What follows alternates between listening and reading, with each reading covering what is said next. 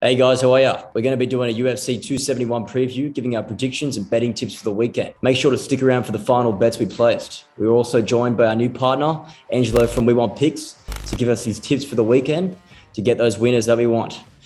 Enjoy. Cool, mate. So UFC 271 is this Saturday at the Toyota Center in Houston. The main event is a rematch between Robert Whittaker and the middleweight champ, Israel Adesanya. Yeah, how do you see that fight going? And I'm so excited for it. I'm very excited for it. And it's a rematch, right? So let's look at what happened the first fight. So the first fight, Robert Whittaker was TKO'd in the second round. But if you take the outcome out of it and you just watch the fight again, Robert Whittaker came charging in. Robert Whittaker was landing some really nice shots. He was doing really, really well at the end of the first round. He was dropped, so lost that round. But leading up to that, he was pretty successful getting to Izzy. And if you look at the statistics, he landed more strikes. He was very effective. Ultimately, Izzy found the spot at the end of the first round, middle of the second round, hit him again and dropped him. It's a real tricky fight because I think Robert Whittaker has made a lot of adjustments. Since that fight, Israel Adesanya lost. He moved up to light heavyweight. We watched the light heavyweight champion at the time take him down and sort of control him from there. And Robert Whittaker literally said, hey, we just saw the blueprint. I'm going to follow that. That's how I'm going to beat you. He's been very public about this. That is how I'm going to beat you. So it's a very interesting matchup. I think Israel Adesanya has made the adjustments. Robert Whittaker has also made adjustments, but not as many. And I think Izzy will be dangerous from the minute it starts to the minute it ends for a stoppage. So I like Israel Adesanya to win, but I think this is a much closer fight than it was last time. So are you still thinking by knockout, or are you reckon it goes all 5 rounds? Yeah, that's really hard to say. That is hard to say. So the odds say it'll go all 5 rounds, right? Okay. That's what people are projecting, that this will go the distance. I think it's probably correct. It probably will go the distance, but if it doesn't go the distance, I don't see a second round stoppage. I see like third or fourth or something like that. Yeah, I agree. Not with the stoppage part, but I'm going to go with Whittaker. I think he's going to win by decision. I'm pretty biased as an Aussie, but I just think if there's one guy to do it, I think it's Whittaker at middleweight, just because, as you said before, he has made the adjustments. He's been wrestling for a while. He's been wrestling for a long time. I know Australian wrestling isn't that high level, but he definitely has the wrestling to do it, and the striking complements him very well. It's just about staying patient, and I think just getting that takedown in the middle of the octagon. If he gets a couple of those, he can win it. It'll be awesome. Absolutely. And I have some stats here around Robert Whittaker's wrestling. So Robert Whittaker, in his last 3 fights, let me back up. In his first 14 UFC fights, Robert Whittaker only had 4 takedowns in 14 fights. In his last 3, so since he lost to Izzy, in his last 3 fights, he's had 6 takedowns. So he has added takedowns to his game. He's taking it very seriously, and he's using it in these fights more than he literally has ever used them before. So he's prepared to wrestle. The question is it going to be enough? And has Israel made the adjustments he needs to make so that he can't just be wrestled out to lose a decision? Yeah, agreed. And the mindset's a lot different from Robert Whittaker. We're seeing him more relaxed. Seems like he's having a bit of fun, not taking himself too seriously, as he even says himself. It seems like it's going to be a cracker. I'd tip fight of the night, though, between those two. I think they get the bonus. But, the co-main as well, it could be a fight of the night. Can't see that going all 3 rounds. No. You've got the fan favorites, hard-hitting Derek Lewis, who's a Texan lad, and also an Aussie, Tai Tuivasa. How do you see that fight going? It's every breakdown for every Derek Lewis fight is literally exactly the same. Derek Lewis hits like a truck, and his opponent is the better fighter. That is literally he's never the better fighter. He's never faster. He's never more technical. He's never more well-rounded, but he just hits so hard. Literally nothing else matters. We've seen him lose a 3-round fight is 15 minutes. He was getting dominated for 14 minutes against Alexander Volkov. 14 minutes of a 15-minute fight. 1 punch. He wins. He now won that fight. It's absurd what this man can do, but I'm going to pick against him. I love Tai Tuivasa. I want to see a shoey. Tai Tuivasa is more technical. He does have that big head, and he could take some shots. But, one shot from Derek Lewis changes everything. But I like Tai Tuivasa, and he's my pick. Yeah, I'm going Tai Tuivasa too. But what worries me is he does get hit, Tuivasa. He leans on his every chin. single fight. Yeah, he's tough, man. But you can't really mess around with Lewis. But yeah, I'm going to go with you too. I'm going to go Tuivasa. I'm going to go 3 rounds. I think it's a decision as well. And yeah, hopefully he gets to do the shoey out of Derek Lewis's cup. That's what he's just been playing. Saw that. I saw that. Makes me sick thinking about that. But that'd be a good one. Middleweight fight as well. We've got Derek Brunson against Jared Cannonier. These guys are both at the end of their career. Well, that's what I think. Well, Bronson's 38 and Cannonier's 37. This is probably their last chance between these two guys of getting a title fight if they win this. So there's going to be a lot of pressure for both these lads. How do you see this fight going? Well, you're exactly right. And Derek Brunson actually did an interview today, I believe, or it was the press conference. He literally said, "I'm fighting 2 more times, and that's it. No matter what. Like if he wins this fight and then gets a title shot and wins that, he's still retiring." He said he's done in 2 fights, no matter what. It's an interesting fight because this is similar. Derek Brunson is similar to Robert Whittaker, where later in his career, he added wrestling. So Derek Brunson gets exhausted. Derek Brunson has had a suspect chin in the past, and I have stats again. So Derek Brunson, his first 14 UFC fights, he had less than 10 takedowns total in 14 fights. In his last 5, he's had 19 takedowns in 5 fights. So he's added wrestling. It's completely transformed who he is. He's on a 5-fight win streak. But can he take down Jared Cannonier? I don't know if you've seen pictures of Jared Cannonier. He's enormous. He was a heavyweight. He's worked his way down the middleweight, jacked, has cardio, also hits like a truck, and he's impossible to take down. So I like Jared Cannonier to win this fight. A lot of people love Derek Brunson, but I like Jared Cannonier to win this fight, defend the takedowns, and hit Derek until eventually Derek's not going to get hit anymore.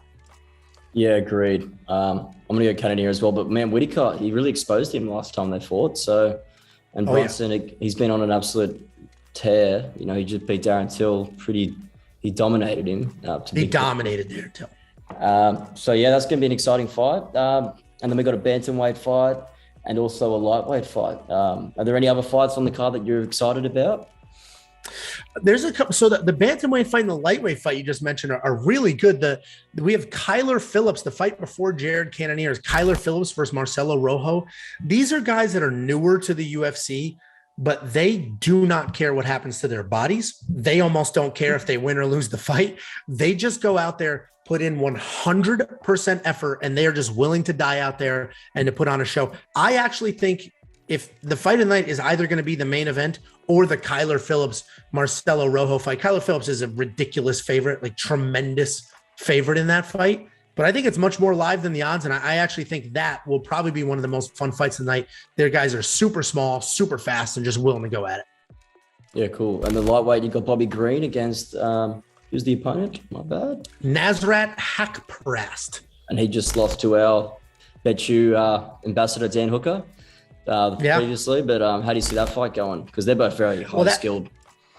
They're both very high skilled. Actually, that Dan Hooker loss is what makes this so confusing because Nasrat Haqparast has been known as a phenomenal striker, hits really hard, is knocking people out, and has incredible takedown defense. That's what Nasrat Haqparast has been. And then he fought Dan Hooker, who's also a very good kickboxer, but Dan Hooker took him down over and over, and Dan Hooker out-wrestled Nasrat. And that's really what makes this such a confusing pick because Bobby Green is a boxer. If you've ever seen Roy Jones Jr., he fights exactly like Roy Jones Jr. Keeps his hands at his waist. He comes looping in like this with big, long reach shots, but he can wrestle and he can grapple. So, it's a hard pick because I would say if it stays standing, Nasrat wins.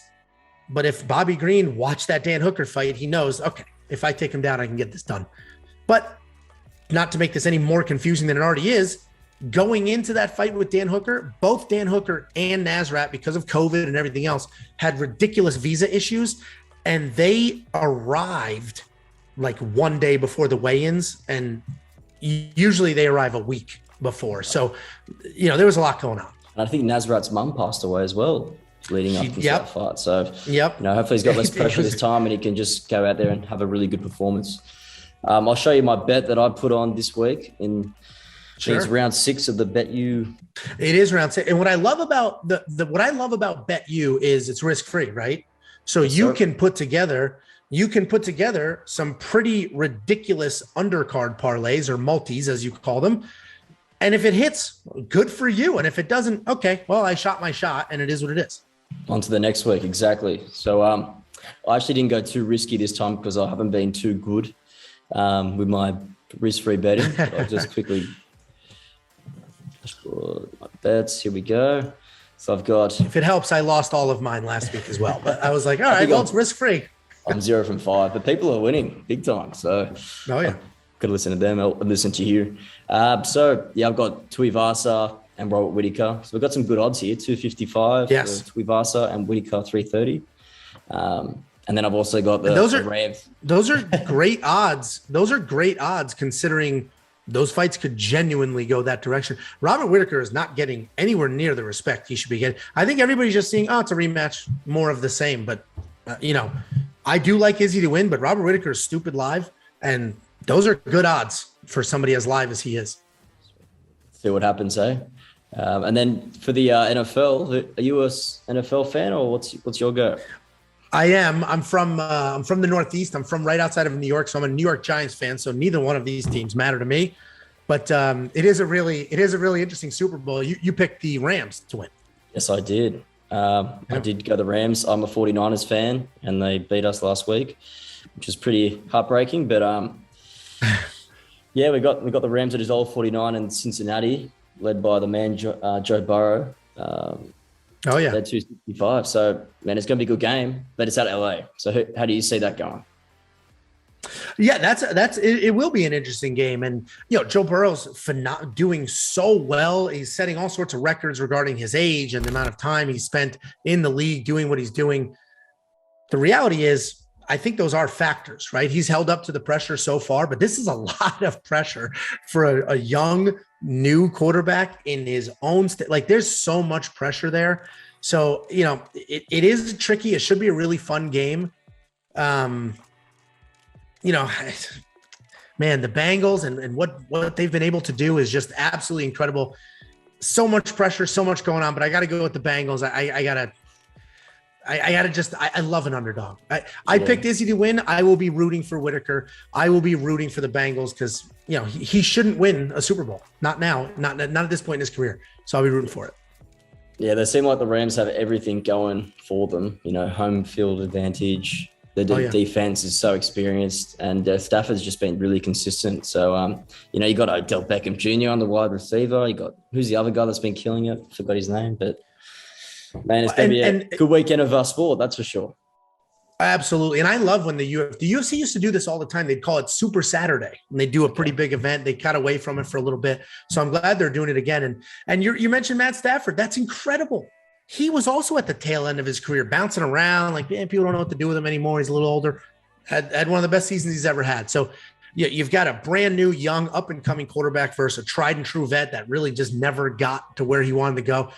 The Super Bowl should be awesome. Saturday night should be awesome. So yeah, lots of fun stuff going on this weekend. Sweet, cool, man. Have you had a bet this week? Have you made your? I like to do my bets after the weigh-ins. I like to see people on the scale. How bad does somebody look? How good does somebody look? So I like to see people on the scale. So usually Friday, the only time I'll place a bet early is if I know the odds are wrong. Like, they got this way wrong and this is going to move. I'm going to hit it now. Okay. Otherwise, the odds are usually spot on. I'll wait for the weigh-ins, see what people look like. So my bets will be going in on Friday. Cool. Too easy, mate. Well, good luck this week. I'll talk to you soon.